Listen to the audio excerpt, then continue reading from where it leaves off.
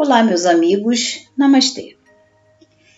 Hoje nós vamos falar sobre um tema muito interessante, que é a reencarnação.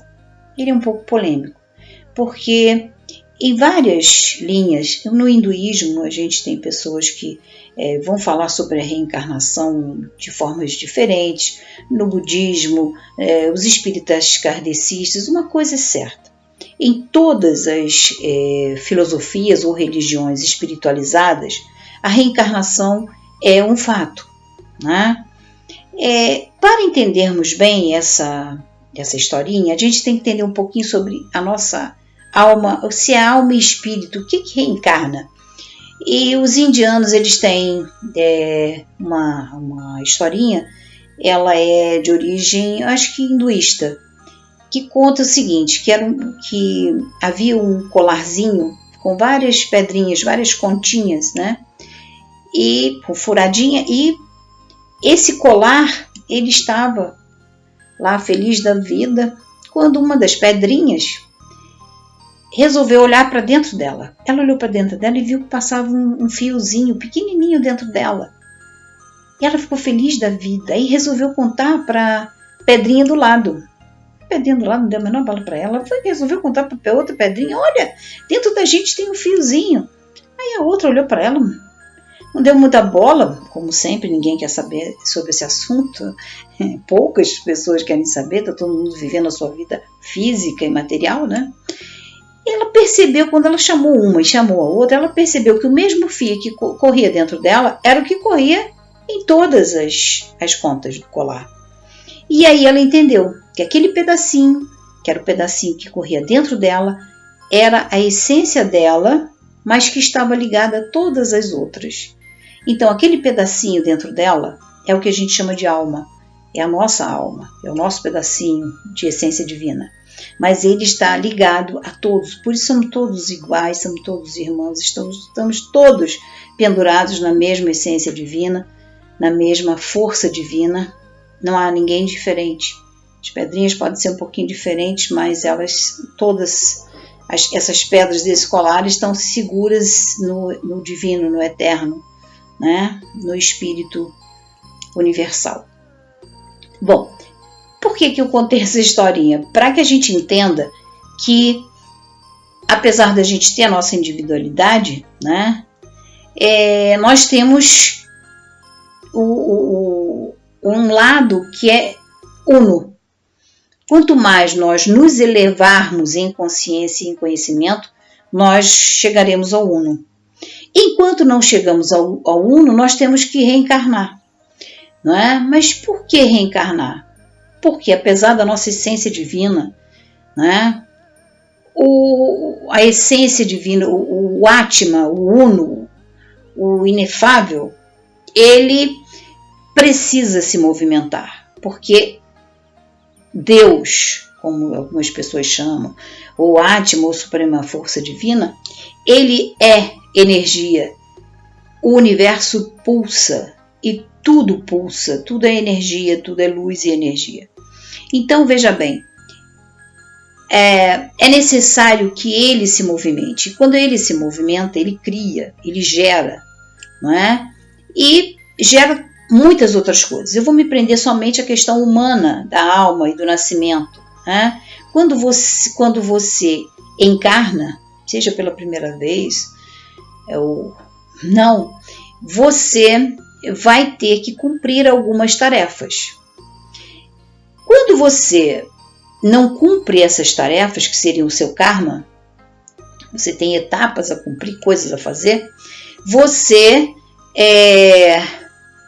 vai desencarnar deixando de cumprir parte dessas regras.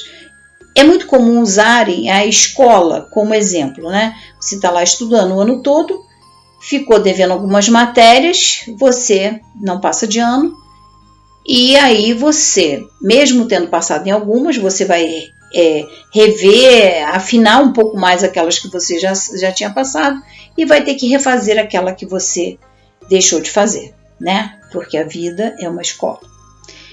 Eu gosto muito de usar também o exemplo do jardim, né? A vida é um jardim. a ser trabalhado, a ser limpo, a ser cuidado. Quando você consegue fazer bastante coisa no jardim, ele começa a ficar bonito, organizado, limpo, né? Mas você está começando praticamente do zero, né? Tudo cheio de mato, sujo e tal. Mas você vai limpando. No final do dia, que seria o seu desencarne, você está com as mãos sujas, porque provavelmente você sujou a mão em alguma coisa. Você vai estar suado, mas você vai estar também com fome, cansado, porque você trabalhou no seu jardim, você fez muitas coisas. Você vai olhar para trás e vai ver, poxa, estava tudo sujo, tudo no mato, agora já limpei, já tirei o mato, já juntei no cantinho, começou a preparar os canteiros. Você vai para dentro de casa, toma seu banho, você se alimenta, você descansa e depois você acorda pensando, o que eu vou fazer nesse jardim agora? E aí você escolhe, seleciona as coisas que você quer fazer. Qual é o paralelo com a reencarnação? Quando você entra em casa, ou seja, você vai para um outro plano, você se prepara, toma banho, descansa, se prepara, se alimenta para que você tenha outra jornada de trabalho no jardim. E assim você vai construindo esse jardim a cada dia, né? Vai e volta, reencarna, até que o jardim fique pleno, até que você possa olhar e dizer, bom, não tenho mais nada que fazer nesse jardim. Por quê? Você não só cresceu fisicamente, mas você cresceu espiritualmente.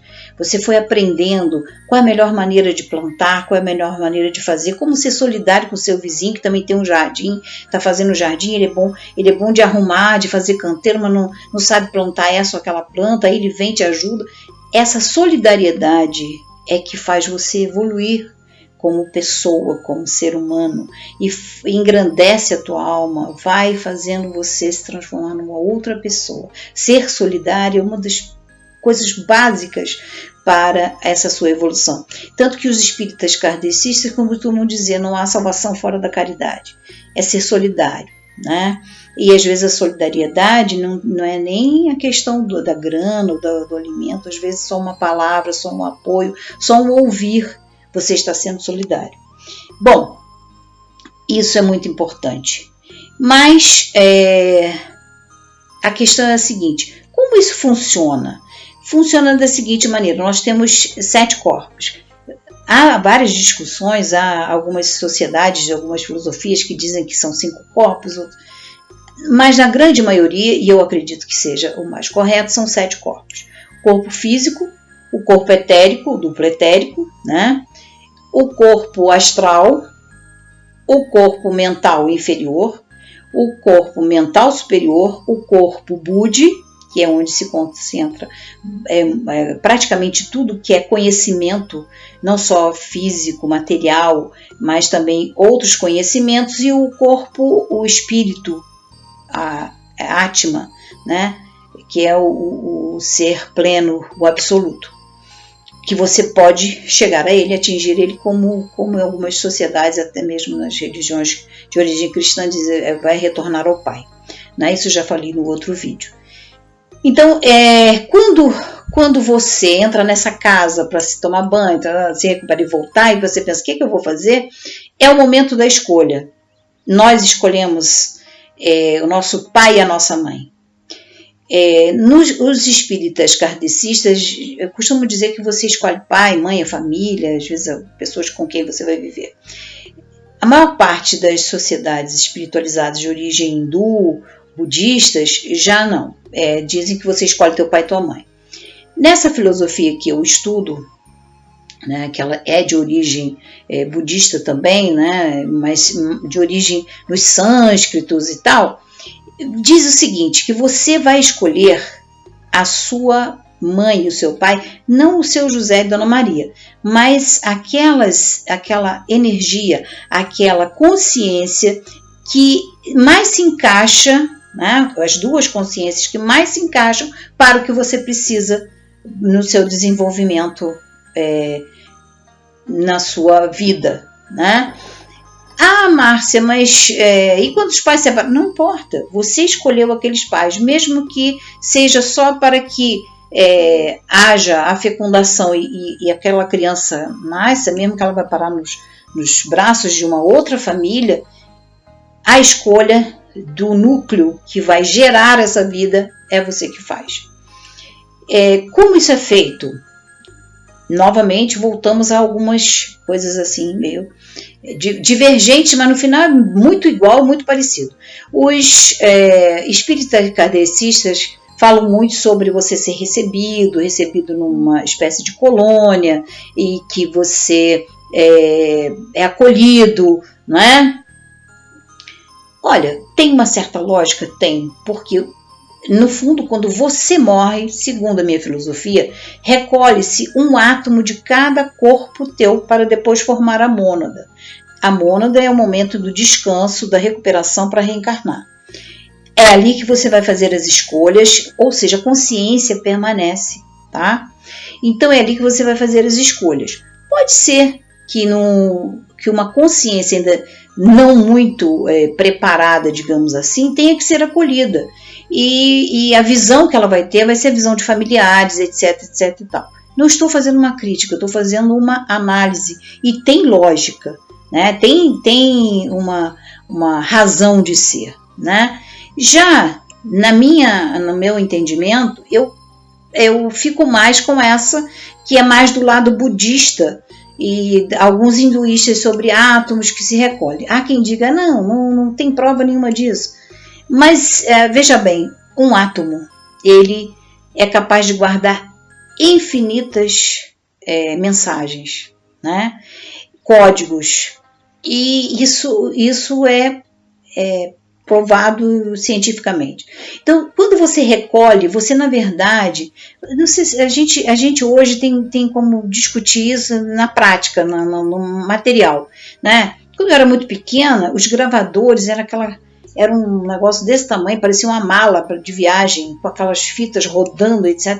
Hoje você guarda muito mais do que aquilo num pequeno pendrive, né? Filmes e mais filmes num pequeno pendrive. Olha a quantidade de informação que tem num pequeno pendrive. Ora, nós estamos falando sobre uma consciência suprema que tudo que tudo vê. A condição dessa consciência suprema, ela é imensa, né? Então, é óbvio que, na minha concepção, realmente se recolhe um átomo com toda a história daquele corpo físico, com toda a história daquele corpo mental, com toda a história daquele corpo astral, com toda a história de cada um dos meus corpos, né? E na verdade a gente praticamente só usa os 4 primeiros, que são os mais densos, né? O corpo mental superior, o corpo Budi e o corpo Atma, a gente quase não alcança.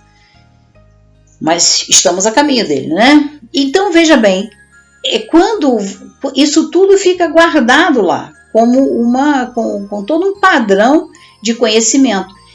Quando eu tenho que voltar para o jardim, ou voltar para a escola, ou voltar para a vida, eu tenho tudo gravado. E com um detalhe, eu não posso ser reprovada na 4ª série e voltar para a 1ª série. Não é? Eu tenho que voltar para a 4ª série. Então, ninguém volta abaixo do nível que estava. Quanto mais você se desenvolve numa encarnação, na outra você vai voltar naquele nível. Você não volta no nível abaixo. Você volta tendo que fazer a lição e passar de novo. Então, se eu fui reprovada na 4ª série, eu volto à 4ª série, faço as minhas atividades bonitinho, direitinho e vou para a 5ª série. Na 5ª série, se eu passar, ótimo. Se não passar, eu repito a 5ª série. Geralmente a gente vai repetindo. Mas sempre com a perspectiva de ir se elevando. Você vai sempre voltando naquele nível de conhecimento, não só físico, mental, mas nível espiritual também de crescimento. Então, quando você retorna já com uma missão. E essa missão deve ser cumprida por você da melhor maneira possível. Não é? Então, essas escolhas são nossas. Como eu disse, a gente escolhe a essência que vai nos ajudar a nos desenvolver. Para encerrar, eu gostaria de encerrar com uma historinha. Eu gosto de história. Com uma historinha bonitinha que eu ouvi, e ela eu ouvi, se não me engano, de uma pessoa que é espírita kardecista, mas ela é muito bonita. E ela diz realmente como a gente tem que viver para cumprir os karmas e evoluir. Né? A gente só evolui quando a gente procura ser melhor. É a história da mosca e da abelha. O que você quer ser, mosca ou abelha? E é muito interessante, porque essa historinha diz o seguinte, que as pessoas mosca, geralmente elas podem ver um jardim lindo, maravilhoso, mas elas não se interessam pelas flores. Ele pode estar florido com margaridas, girassóis, rosas e tudo mais. Não há interesse pelas flores.